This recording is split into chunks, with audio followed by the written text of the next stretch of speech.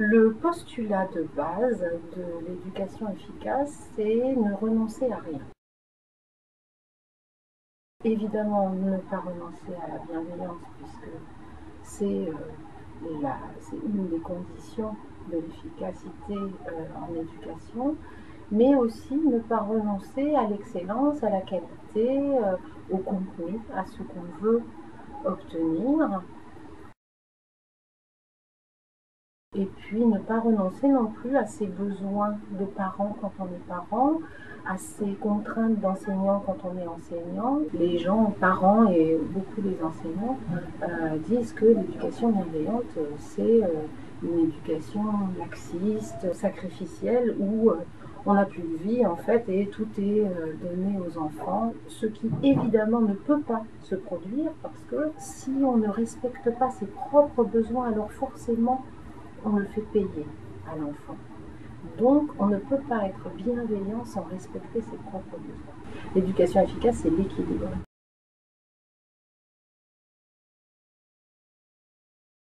Il y a quelque chose de vraiment très profond dans cette histoire de l'éducation efficace, c'est que le rapport de domination qui préside à la construction sociale de ce qu'est l'enfance, ce statut de mineur qui vient régir tout ça, ce rapport de force-là est contraire à la relation d'éducation qui est une relation d'interdépendance et d'égalité. Alors ça peut paraître un peu compliqué, en fait c'est très très simple. Je te demande de faire quelque chose, je te demande de te soumettre parce que je suis adulte, je suis grand, je suis dominant, et donc tu fais ce que je te dis, et c'est moi qui commande. Ce à quoi naturellement l'enfant répond: je ne dors pas bien, je ne mange pas bien, je hurle dans les couloirs, je me roule par terre, je réveille les voisins, et on va voir qui c'est. Évidemment, il faut sortir de ça. Sortir des rapports de force, ça veut dire il n'y a pas un plus fort et un moins fort. Il y a deux êtres humains qui composent avec leurs besoins.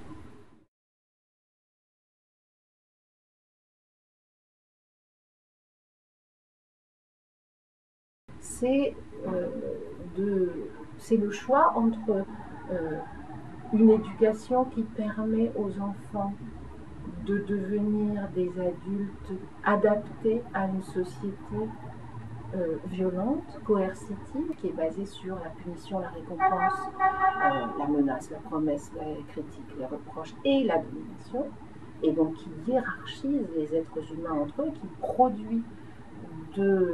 produit du rapport de force euh, et des gens prêts à s'écharper, à s'étriper, faire valoir leurs propres besoins sans s'occuper des besoins des autres. Et on voit ce que ça donne, et on est dans un tournant social à ce niveau-là. On est en ébullition de sa propre violence. Soit on prend le parti d'éduquer les enfants à cette non-violence, cette égalité. Et pour faire ça, si on prend ce postulat-là, il faut être efficace. Parce qu'on ne peut pas demander à quelqu'un de changer s'il n'obtient pas mieux en changeant. Il faut qu'il obtienne mieux. Donc il faut qu'on obtienne des résultats concrets. Des enfants qui se lèvent le matin sans problème, qui s'endorment le soir sans problème, pour qui les étapes du développement sont des passages dans lesquels on les accompagne et qui nous accompagnent dans notre propre développement de parents, d'enseignants, etc.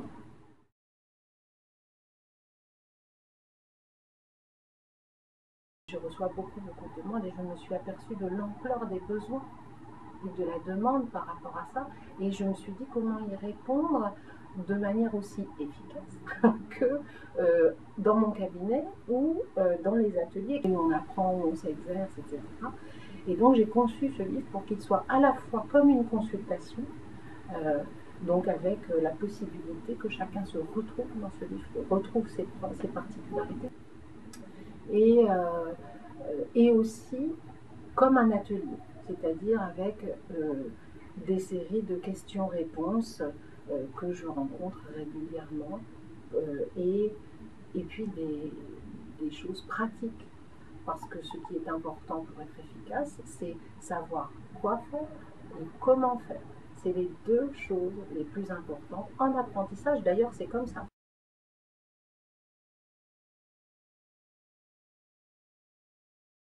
Tant que vous n'avez pas donné la bonne information à un enfant, quoi, qu'est-ce que je veux que tu fasses à la place de ce que tu fais ou de ce que tu ne fais pas, et comment faire? Je ne peux pas attendre d'un enfant qu'il fasse quelque chose sans que je lui ai appris. Et bien c'est pareil pour les parents. On ne peut pas savoir éduquer des enfants sans avoir appris. Et voilà.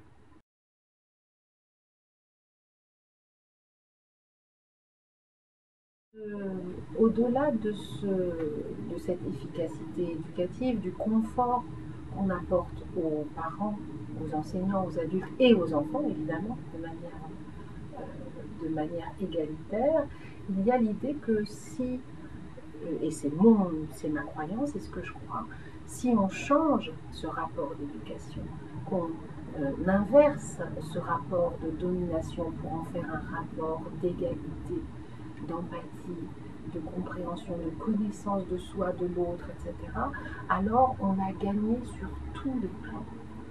Et c'est très politique en fait. Il y a des modèles comme ça qui sont pas complètement aboutis, mais je pense à la Suède par exemple, où il y a un modèle de non-violence qui est inscrit dans la loi, de non-violence éducative qui est inscrit dans la loi et qui est inscrit dans l'éducation, où on enseigne aux enfants à se respecter, pas à se respecter les uns les autres, à se respecter soi d'abord, ce qui évidemment va de soi pour respecter les autres.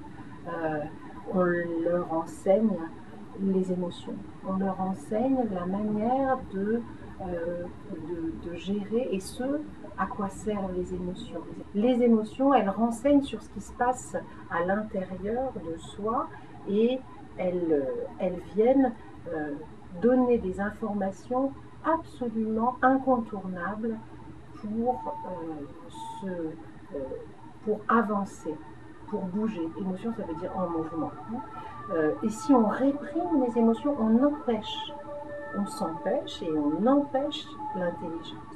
C'est d'ailleurs pour ça qu'on dit que les enfants qu'on appelle à haut potentiel sont aussi très souvent hypersensibles. C'est deux étiquettes. Moi, j'ai pas avoir des étiquettes, mais un chapitre sur ce thème-là. Et sur le plan émotionnel, c'est très très important. On voit l'évolution des enfants à qui on donne les bonnes informations et auxquels on propose un contexte favorable. On peut changer des comportements qui sont stigmatisés, ancrés dans l'enfant. On a dit il est lent, il est distrait, hyperactif, etc. Il est comme ci, comme ça, et ça finit par faire des prophéties qui agissent sur l'inconscient, qui obéit à cette injonction cachée, cette suggestion, alors qu'en fait c'est juste comment on fait, c'est pas qui il est. Non, c'est pas qui je suis, c'est comment je fais. Et donc, comment je vais faire autrement?